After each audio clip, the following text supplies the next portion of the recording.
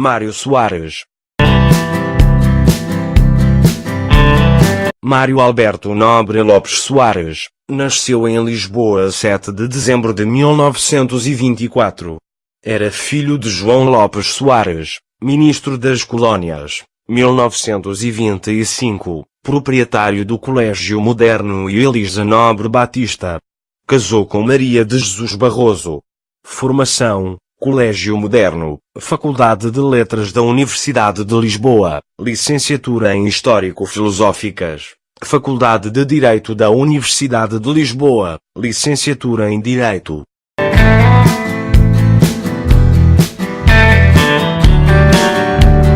É advogado desde 1957.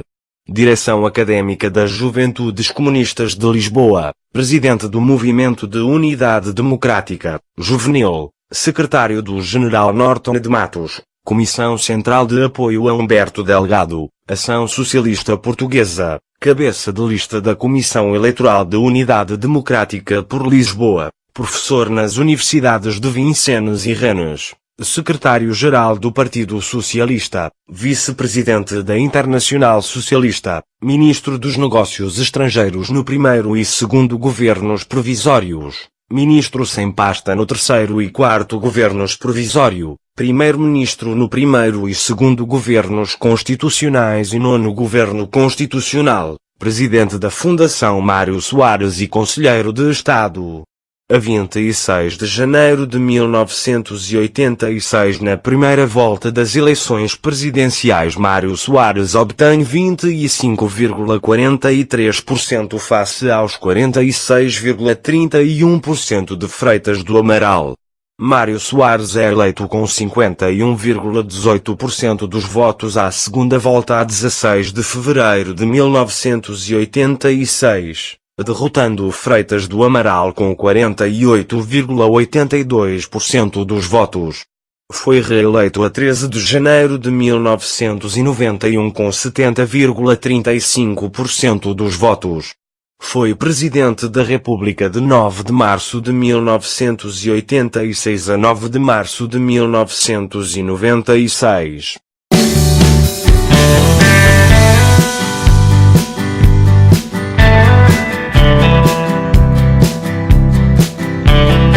Figura importante da oposição desde os anos 40. Filho de João Soares, ministro das Colónias da Primeira República, que encorajou sempre Mário Soares no sentido do empenho político. Por isso lhe foi possível ter demorado quase 10 anos a concluir o primeiro curso, e mais 7 até se estabelecer como advogado, atividade a que deu, também, um marcado cunho político, devido às suas múltiplas atividades políticas e correspondentes prisões. A sua trajetória independente do PCP desde 1950, aliada à projeção internacional alcançada como advogado da família Delgado após o assassínio deste, consolidada pela deportação para São Tomé e subsequente exílio em Paris, deu-lhe um peso crescente no movimento socialista internacional e a atenção de importantes jornais estrangeiros. Foi na Internacional Socialista que encontrou os apoios indispensáveis para fundar o Partido Socialista em 19 de abril de 1973. Regressa logo a seguir ao 25 de abril, sendo triunfalmente acolhido em Santa Apolónia. Derrotou no primeiro Congresso Legal a corrente esquerdista no interior do próprio Partido Socialista, e passou a concentrar interna e externamente grande parte das forças determinadas em evitar um triunfo do PCP ou das correntes terceiro-mundistas. Isto num processo que teve os seus momentos centrais, na vitória do PS nas eleições para a Assembleia Constituinte e a primeira legislatura, na manifestação da Fonte Luminosa, que mostraram ser o Partido Socialista o maior partido, nas urnas e nas ruas. O processo político-militar acelerara-se com o caso República, o documento dos 9, e a saída de Soares e dos restantes ministros do PS do governo provisório, seguidos dos do PSD, com clara coordenação entre ele e esses militares moderados.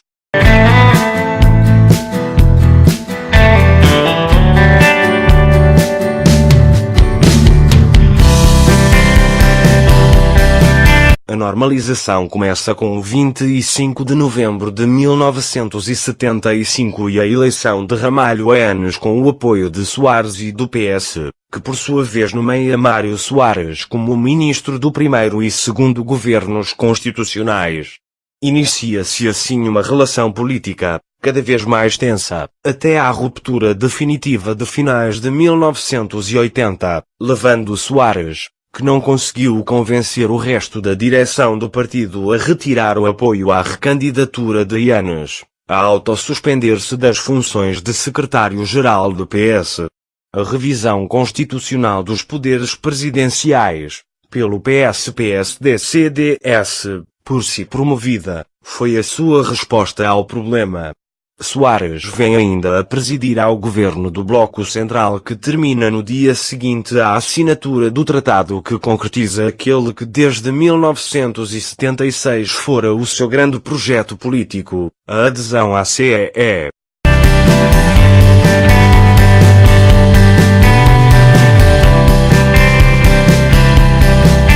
Os seus 2 mandatos foram marcados pela chamada coabitação, um presidente socialista, um governo PSD, ou, mais concretamente, pela relação política do presidente Mário Soares, com o primeiro-ministro Aníbal Cavaco Silva. Este fora o responsável pela queda do Bloco Central e um apoio fundamental de Freitas do Amaral, o que pareceria pouco auspicioso para o bom funcionamento dessa relação. No entanto, quando o governo minoritário de Cavaco Silva cai, Soares, apercebendo-se da popularidade deste, e sem simpatia por um governo coligando o PS com o Partido Renovador Democrático, que lhe parecia frágil e podendo motivar acusações de falta de isenção, convocou eleições antecipadas, que dão ao Partido Social Democrata, a primeira de 2 maiorias absolutas no Parlamento. Durante esse governo constitucional, nem Cavaco nem Soares parecem desejar, numa conjuntura muito favorável, envolver-se em conflitos. A estabilidade era importante na perspectiva de eleições que quer um quer outro iriam enfrentar. O presidente Soares desencadeia a iniciativa inovadora das presidências abertas, transferindo simbolicamente o poder presidencial para capitais de distrito de norte a sul, com enorme sucesso mediático e popular e em que se destaca a sua empatia com as populações e os média, o que leva alguns a criticá-las como sendo uma espécie de campanha eleitoral contínua. Esta primeira fase da coabitação, relativamente pacífica, mereceu o apoio da maioria do eleitorado, o que foi notório, na nova maioria absoluta do PSD nas legislativas de 1991 e na vitória esmagadora de Soares apoiado pelo próprio PSD nas presidenciais de janeiro de 1991.